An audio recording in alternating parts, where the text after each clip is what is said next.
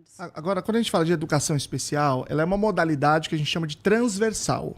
Significa que ela tem que atravessar todas as experiências educacionais. Por exemplo, o curso de inglês.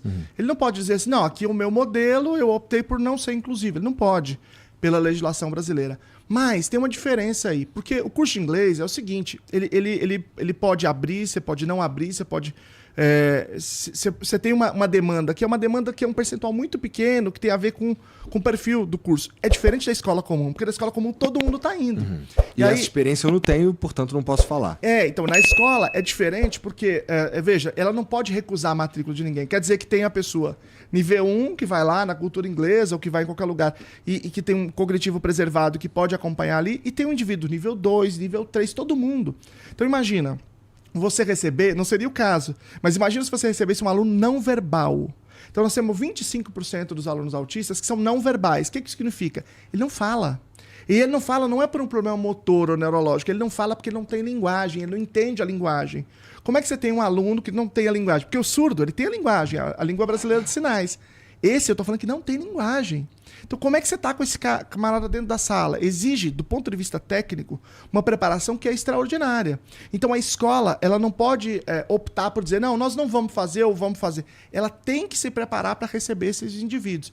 Então, hoje nós estamos falando de 1 a cada 36 alunos. Portanto, é uma quantidade muito grande. Quando você olha para as escolas particulares, elas, de modo geral, elas fazem de tudo para os alunos saírem de lá. Então, quase nunca eles estão em escolas particulares.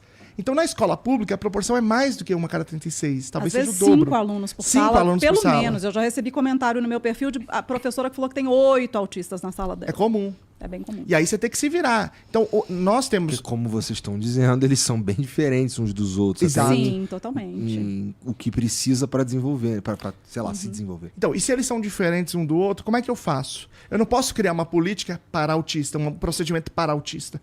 Eu preciso criar um procedimento que ele comece com a avaliação daquele indivíduo e o delineamento de um plano educacional individualizado, um PEI. Sem isso, não há de se falar em educação inclusiva. Sem isso, a gente está mentindo, a gente está enganando as famílias e prejudicando o futuro dessas crianças. Então, à medida que eu reconheço o que o indivíduo precisa, eu desenho o que ela precisa. Eu vou te dar um exemplo. Vou te dar um exemplo de extremos. Eu tive o diagnóstico já adulto, mas digamos que eu tivesse o diagnóstico criança. Tá bom. E mesmo assim, mesmo sem o diagnóstico, eu deveria ter tido apoio, porque o apoio é pela necessidade, não pelo diagnóstico. Eu não teria necessidade nenhuma de adaptação curricular, de não aprender a matéria, sempre fui um melhor aluno e tal. Mas, do ponto de vista social, eu precisava de muito apoio. Eu sofri muito bullying, muito grave, mas muito grave assim mesmo. É um trauma profundo. Então, eu precisava de ajuda social. O meu filho é não verbal. Ele tem 16 anos, ele está...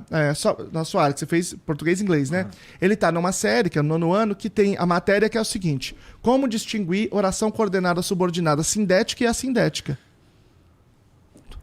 Eu entendi que para eles nem faz sentido. Não faz menor sentido, entende? Porque algumas coisas precisam de pré-requisito, né? E Claro. se ele não tem o pré-requisito, como é que ele vai aprender isso que está sendo Não falado? verbal, não alfabetizado. Como é que ele está numa sala de... E alguém diz assim, não tem que adaptar. Ele tem que aprender. Se ele quiser, ele aprende. Então, o nível do debate na educação inclusiva nós estamos dizendo isso aqui, que tem que delinear o plano educacional individualizado, e a galera que manda diz o seguinte, não, se ele quiser, ele aprende. É ele que tem que querer. E tu como pai? E aí?